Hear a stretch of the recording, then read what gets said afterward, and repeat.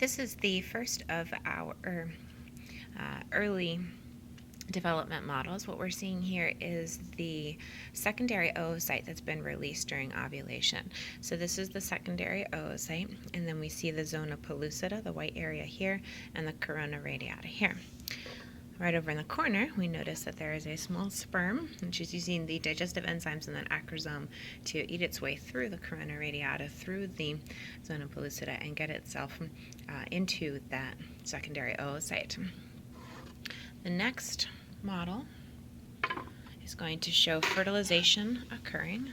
Here, you can see that the sperm nucleus has entered the oocyte and that the oocyte is starting to undergo meiosis too. So it will change from a secondary oocyte to a zygote, which is a fertilized egg with a total of 46 chromosomes, 23 maternal ones and 23 paternal ones.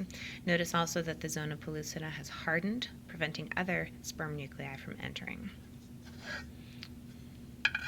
Following fertilization, we create a zygote.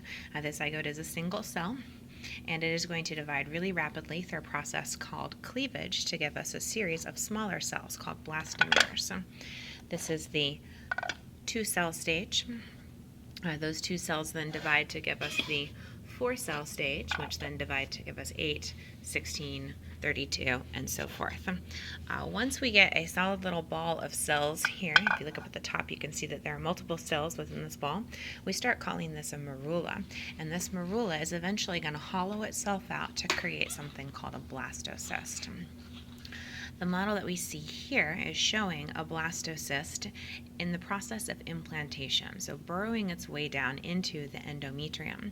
The blastocyst consists of an outer layer, which is called, an outer layer which is called the trophoblast here, and then an inner cell mass, which will eventually turn into the embryo.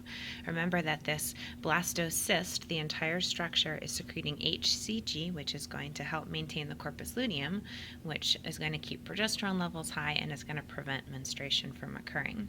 This implantation process can take up to a week. We are degenerating the maternal tissue here, so there may be bleeding associated with that. Now, eventually, we wind up fully embedded within the endometrium, as shown here. The trophoblast adds an extra layer. We start calling it the chorion.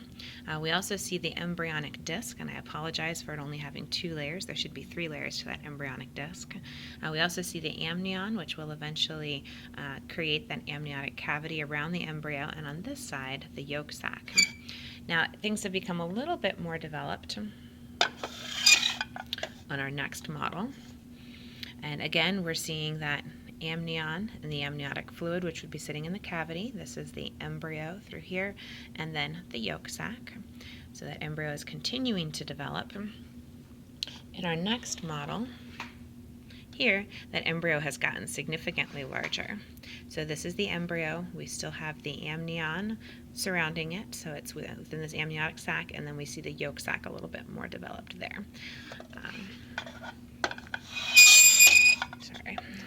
So this is still our embryonic phase. We also have 2 embryo models here and then the one behind it.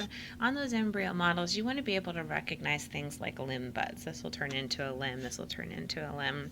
I've got some arches running through the throat, which will develop into particular tissues, but these are all embryos.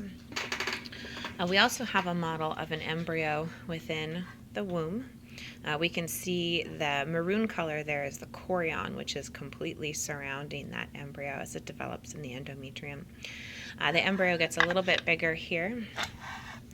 In fact, this is an embryo transitioning into the fetal stage. Notice that the chorion, that maroon color, is getting thinner and thinner. And then finally here, we have a fetus. So this fetus looks very much like a baby, and then we have a nicely developed placenta here. The remaining pregnancy model shows babies in various positions of breech. We can see the placenta in all of them. And then lastly, the baby in the proper position for birth, which is head down.